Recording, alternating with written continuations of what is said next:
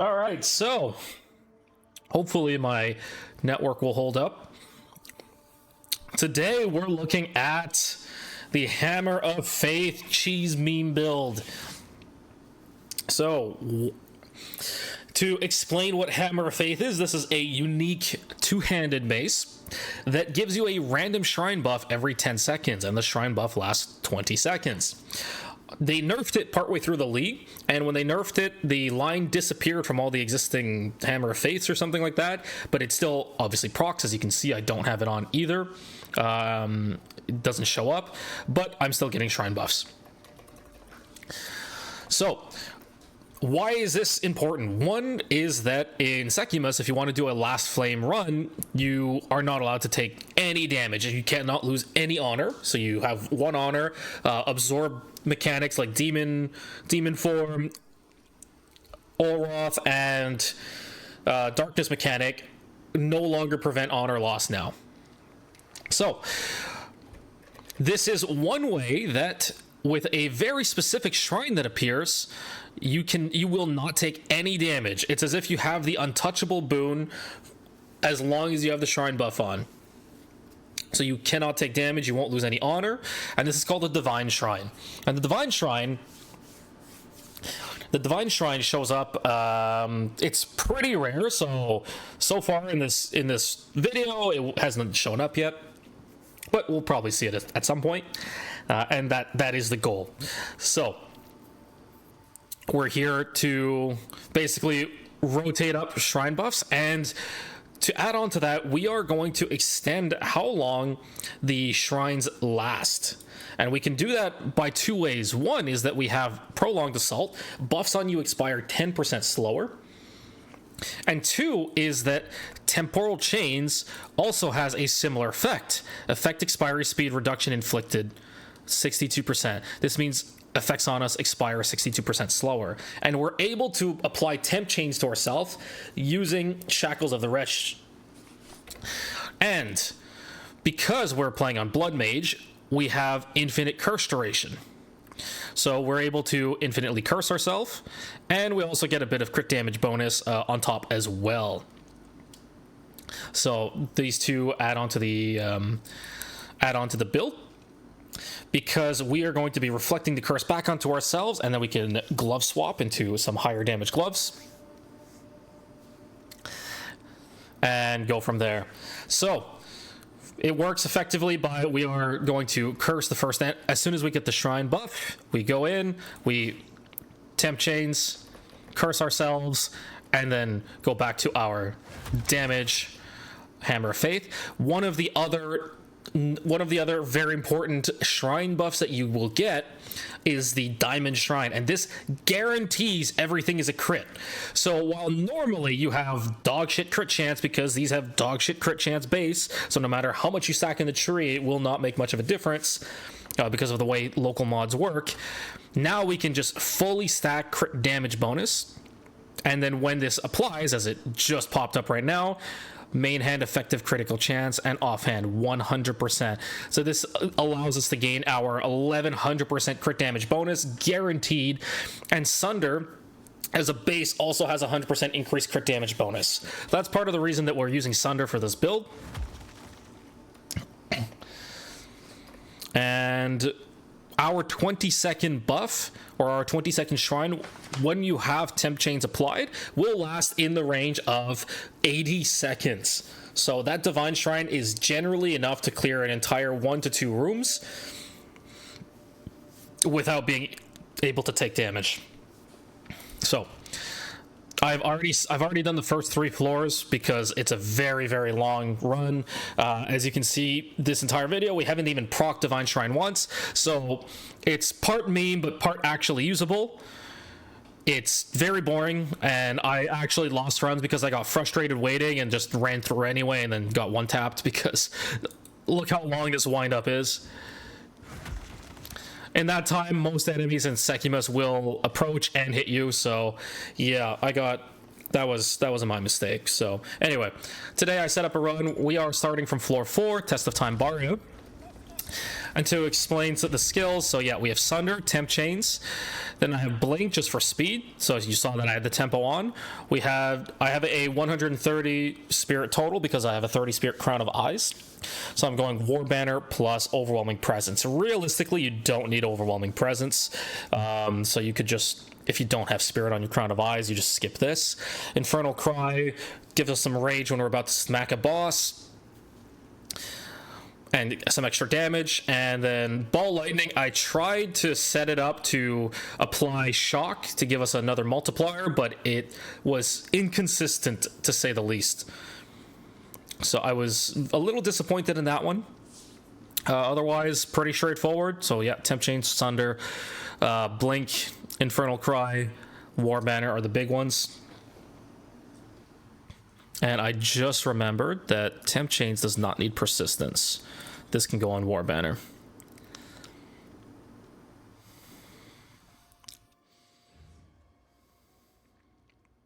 So here we go. Now some alternatives. Obviously not everyone has a tempo.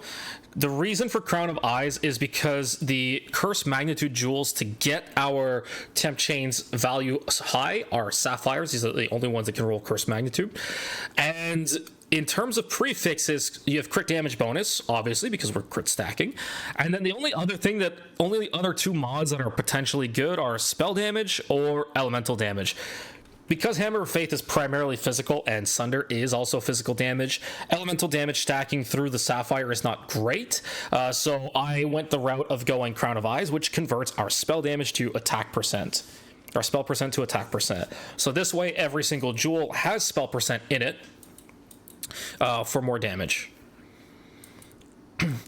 The second suffix, I mean, just take what you can get. There's not too many jewels on the market in the first place. Curse duration isn't very relevant here. Mana on kill is nice. Chance to ignite, like, it's whatever. You get what you can get. Cast speed to apply the curse faster, whatever. So Crown of Eyes was my choice, but I've set aside a bunch of alternatives. So for helmets, we have Thrill Steel, guaranteed onslaught all the time, movement speed and skill speed. This is generally a nice one, decent option. We have Glimpse of Chaos. This has curse magnitude on it as well, so if you're missing a little bit of curse magnitude between jewels and other things, this can be a nice way to add a little bit extra on, because this is worth about 2.5 jewels, and if you don't have perfectly rolled jewels, even 3 or more. Glimpse of Chaos can also roll with gain extra as chaos damage, so it just adds even a little bit more damage, and whatever mods it rolls, like Chaos Resistance 0, is kind of irrelevant if you are waiting for Divine Shrine to show up, and you won't take damage anyway. The rest of the potential implicits aren't amazing on the Glimpse of Chaos, but it is what it is. Next, we have the Bringer of Rain. This will save you a lot of points, so one is that you don't have to bother pathing all the way down here. I only bothered pathing to the socket and Symbol of Defiance because I was already coming here anyway. But otherwise, you could probably avoid all of this and put points elsewhere because of Giant's Blood. So we came all the way down here for Giant's Blood. This means that our hammers need 444 strength, which is a good chunk, so it means everything is spec'd into strength, which is why we also took Brute Force or Brute Strength. If you're using Bringer of Rain, you can't use a body armor, but you can use the 2 Hammer of Faiths with their base attributes, so it does not increase the attribute cost for these hammers. Next, we have Horns of Bindon. I don't really like this one, but it is gain rage on melee hit with strength. You could also give up 1 jewel and have a little bit less time on the shrine buffs, but you'll have gain rage on melee through a jewel. There's probably also some passive that you can get to gain rage on melee. It's very cheap, so it is what it is. Next, we have Mind of the Council. Attacks cost an additional % of your max mana. Max attacks have added max mana damage equal to 9% of your max mana. This is okay. It adds extra damage, which is never a bad thing, and the mana cost is not huge. It's not a huge difference. It'll add like 30 something mana cost, so you're still talking under half, and with how slow it is to cast, it's not a huge deal. One of the shrine buffs, we actually just got it. You are regenerating life and mana, so it's not a huge deal if you do spend more mana. Next we have Black Insignia. Because there's a Divine Shrine, you cannot be damaged. There it is. Just an example. You have the Black Insignia. This allows you to gain Tailwind on crit, which is skill speed and movement speed. So because when we get the Diamond Shrine, we have 100% crit chance. You can stack up some Tailwind at that point. I don't think it's that good, but it is an option. Next we have Vertex. So if you still want to use a body armor but want to reduce how much strength you need, you can go Vertex. If you go Vertex, it means that you'll probably drop the Astramentus amulet and go with a more damage oriented amulet. And we have Alpha Howl. This is for more spirit. You could do some other shenanigans like cast on crit, but I don't think it's that relevant. But you would probably do cast on crit with like Sniper's Mark or something, and you just do like back-to-back sunder.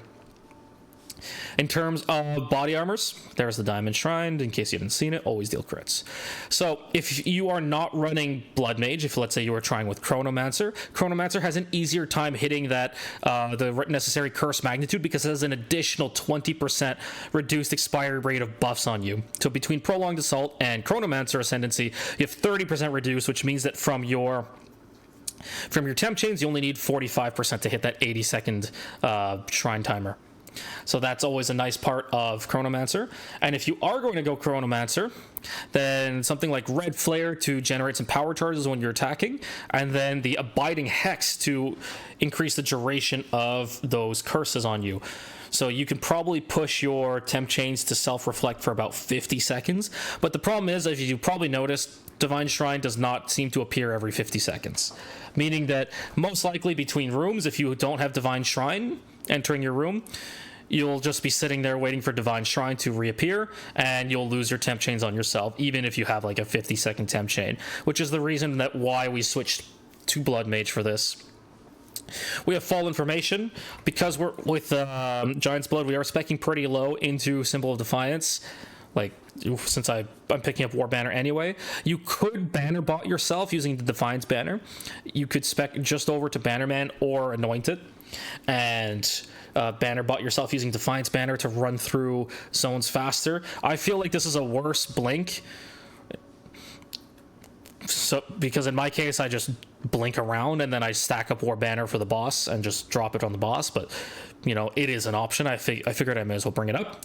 And then you have Sands of Silk. So if you don't have a tempo, which a lot of people don't, Sands of Silk is a decent option there because it will give you blink. So that's worth 60 spirit alone, and give you cooldown recovery rate as well. So it's not as fast as tempo, but it also is worth about 60 spirit. And then, of course, Fox Shade is just 10% move speed. Not super relevant, but it is what it is. So yeah, those are some of the alternatives. And then I have Iron Grasp as well, which gives Iron Grip and Iron Will. Iron Will gives you strength or spell damage based on how much strength you have, but you don't get the HP from strength anymore. So you'll see I have, because of the Shrine buff, 3868. Let me put this on, down to 1839. So I lose a lot of life, which also translates to honor. Obviously, if you're doing Last Flame, it doesn't really matter. But then if you go and look at the tooltip, let's look at Sunder. We went from 41k to 64k. And this also only works if you're using Crown of Eyes. So we get a lot of spell percent there. There was also the option of running Molten Blast, because then you also get the projectile damage as well from it, which is an interesting concept too. So you can always play around with that as well. So I'm bringing it up here. Molten Blast. I personally went the Sunder route, but I'm sure Molten Blast could work too. Tabula Rasa is what we're going to be slotting in with a lot of curse magnitude to get our curses up to the necessary level. So here you see I have my temp chains, and we have 67% reduced expiry, and then we have 10% from the tree, so we have 77%. I believe it still caps at 675, but yeah. So our tabby has a bunch of curse magnitude jewels in it.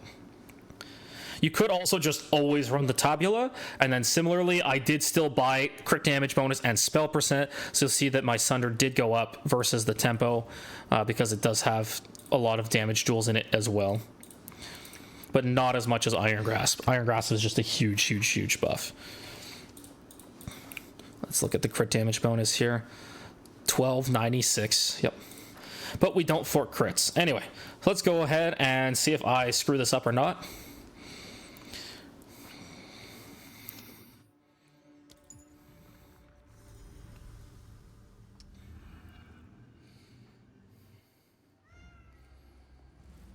And one thing to note is that between floors, or if let's say you have an emergency, you exit the character select, you'll be brought back to an intro room like this, and you'll have to wait for your Divine Shrine to show back up.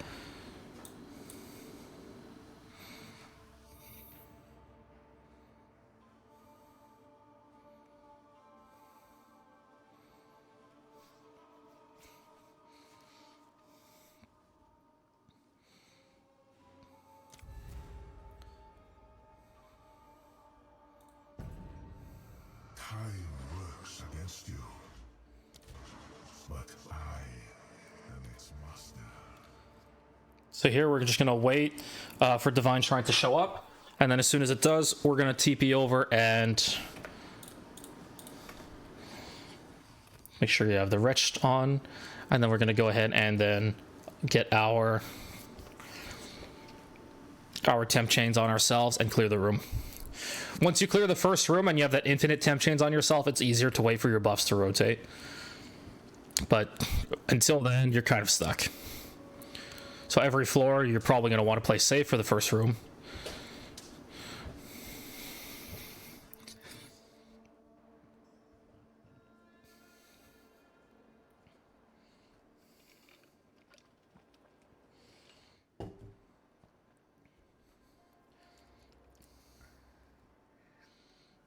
Ah, we got it.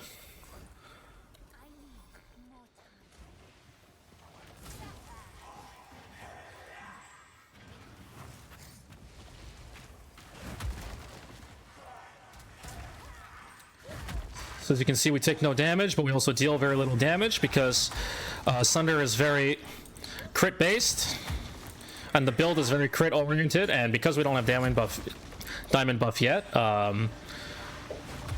very difficult for us to kill stuff. But as you can see, we're still dealing decent damage. Can also switch to this. Also forgot.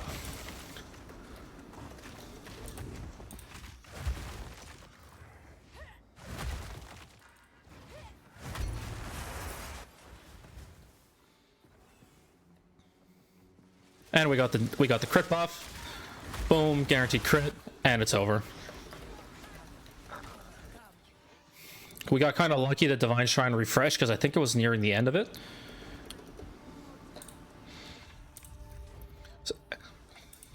And it's an hourglass, so we want to start this as soon as possible to have as much time left on the Diamond Shrine.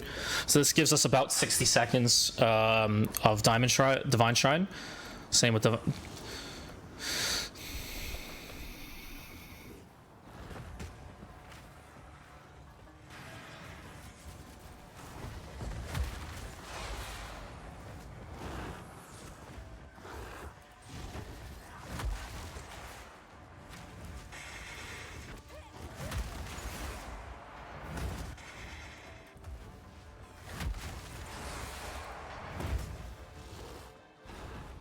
And there you go.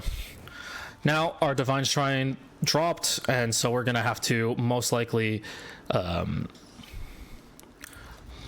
wait here until the Divine Shrine reprocs. And it did, so there we go. We can go straight ahead.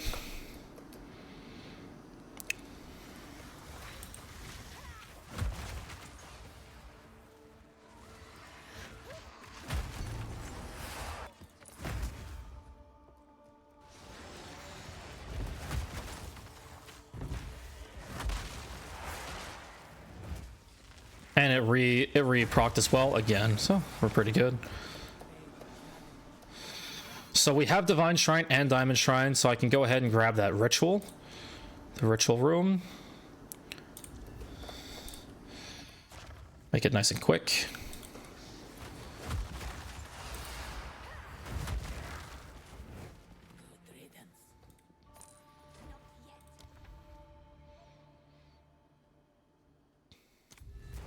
We still have a good amount of time on this buff.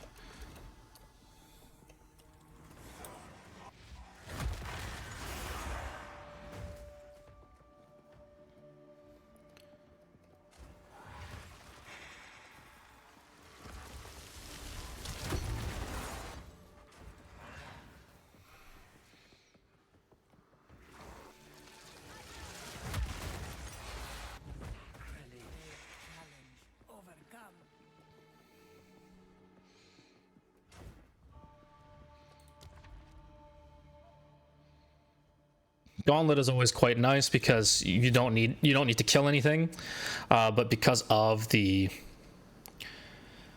Divine Shrine just dropped, I'm just gonna wait here, make sure there's no enemies behind me. And remember, let's say your Divine Shrine drops, you're in the middle of a last flame, and you see an enemy chasing you. Some enemies are very fast, you can always just quit out and restart the process in a safer manner.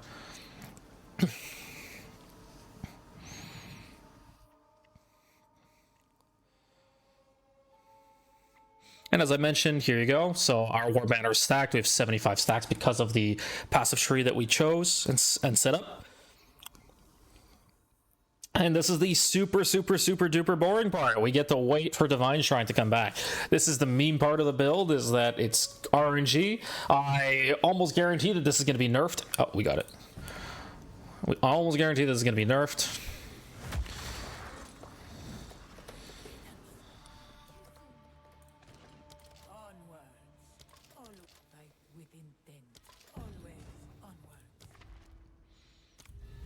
And we have Divine Shrine still, so we're just going to run through with 300 ping. Holy shit, it's so hard to move. Oh my god. It'd be really nice if it wasn't so hard to move.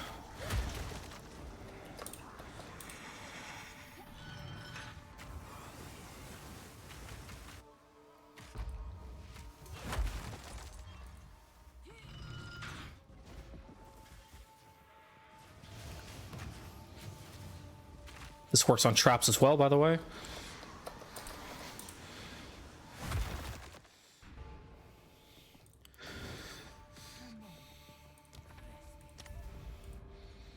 And it's a given, but you will obviously want the crit buff for Zarok. I think that's a given. I think that's okay. So we're gonna go ahead and wait for the crit buff to come up.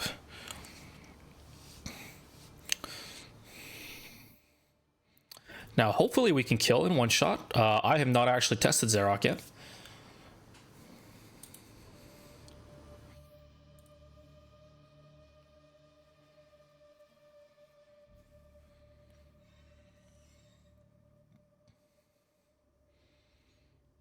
And I do find that Diamond Shrine is relatively rare as well. So yeah, this is our life. Realistically, if we're going for a one-shot, we don't need to. We don't need the Divine Shrine, so I'm probably going to be going ahead and going straight as soon as I get the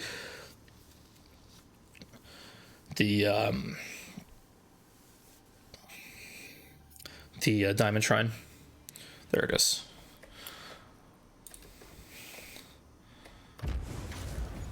Your defeat has been predestined. It is written in the sands.